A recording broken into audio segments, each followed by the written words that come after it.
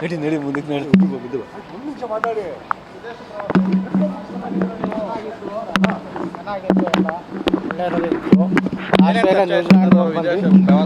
ಚರ್ಚೆ ಏನಾಗಿಲ್ಲ.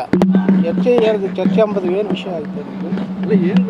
ಚರ್ಚೆ ಅಂತ ನೋಡಪ್ಪ, ಫ್ಯಾಮಿಲಿ ಜೊತೆ ಹೋಗಿತ್ತು, ಫ್ಯಾಮಿಲಿ ಟ್ರಿಪ್ ಹೋಗಿತ್ತು.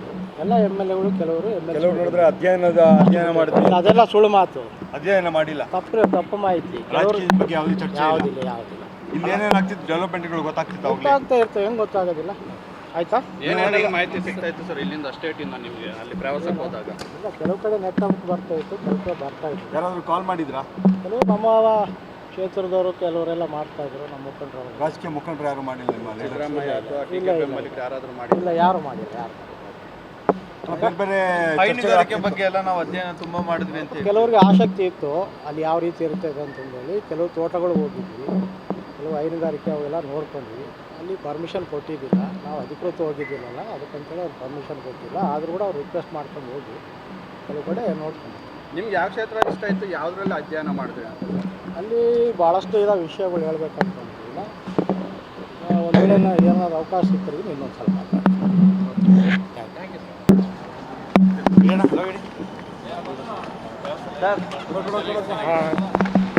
ಏನೇನು ಶೈಕ್ಷಣಿಕ ಪ್ರವಾಸಕ್ಕೆ ಹೇಳಿದ್ವಲ್ಲ, ಜಸ್ಟ್ ಫಾರ್ ವಿಸಿಟಿಂಗ್ ಅಷ್ಟೇ. ಚೆನ್ನಾಗಿತ್ತು. ಏನೇನೆಲ್ಲ ಅಧ್ಯಯನ ಮಾಡಿದ್ರಿ? ಅಧ್ಯಯನ ಅನ್ನೋದು ಬರೀ ಅಧ್ಯಯನ ಒಂದೇ ಅಲ್ಲ, ಎಲ್ಲದೂ ಸೇರಿದಾಗ ಪ್ರವಾಸನ. ಮೇಯ್ನಾಗಿ ಹೈನುಗಾರಿಕೆ, ಅಗ್ರಿಕಲ್ಚರ್ ಬಗ್ಗೆ.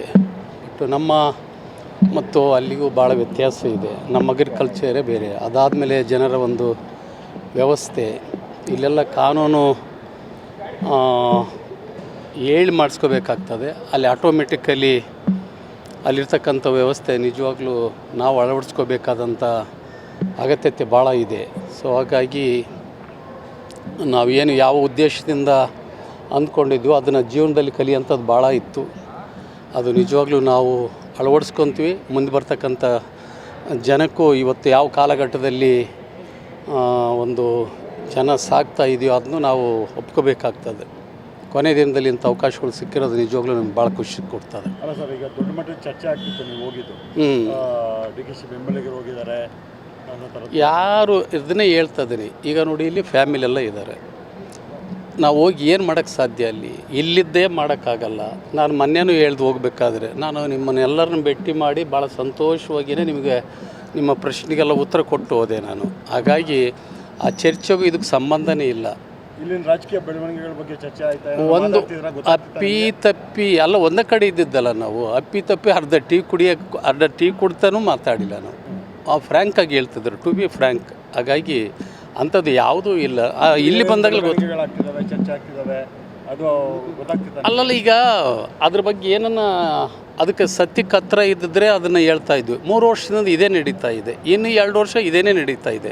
ಅದು ಬಹುತೇಕ ನಮ್ಮ ಪಕ್ಷದಲ್ಲಿ, ನಮ್ಮ ನಾಯಕರ ಮಧ್ಯದಲ್ಲಿ ಇಲ್ಲೇ ಇಲ್ಲ. ಅದನ್ನು ಸತ್ಯ ಹೇಳ್ತಿರೋದು ನಾನು. ಹಾಗಾಗಿ ಆ ಪ್ರಮೇಯನ ಉದ್ಭವಿಸಲ್ಲ. ಅದು ನಮಗೆ ಅದು ಯಾಕೆ ಹೆಂಗೆ ನೀವು ಕೇಳ್ತಿದ್ರೆ ಅನ್ನೋದು ನಮಗೆ ಆಶ್ಚರ್ಯ ಆಗ್ತದೆ. ಇದ್ದಿದ್ರೆ ಖಂಡಿತವಾಗ್ಲೂ ಹೇಳ್ತಾ ಇದ್ವಿ.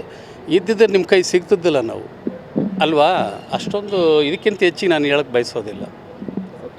Thank you very much.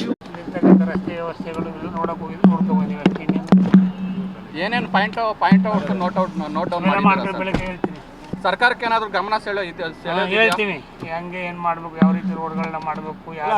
ರಾಜಕೀಯದ ಬಗ್ಗೆ ಏನು ಚರ್ಚೆ ಮಾಡಿದ್ರಿ ಸರ್? ರಾಜಕೀಯಕ್ಕೆ ಇಲ್ಲಿ ಬಂದ ಮೇಲೆ ಮಾಡೋದಲ್ಲಿ ಏನೇನು ಆಗ್ತಿದೆ ಅಂತ ಗೊತ್ತಾಗ್ತಿತ್ತು. ನಮಗೇನು ಗೊತ್ತಾಗಲ್ಲ. ದೇವೇಂದ್ರಪ್ಪ ಅವ್ರು ಹೇಳ್ತಾರೆ ರಾಜಕೀಯದ್ದು ಚರ್ಚೆ ಆಗಿದೆ ಅಂತ ಸರ್. ಅದು ಅವ್ರಿಗೆ ಗೊತ್ತಿಲ್ಲ, ನನಗೆ ಗೊತ್ತಿಲ್ಲ.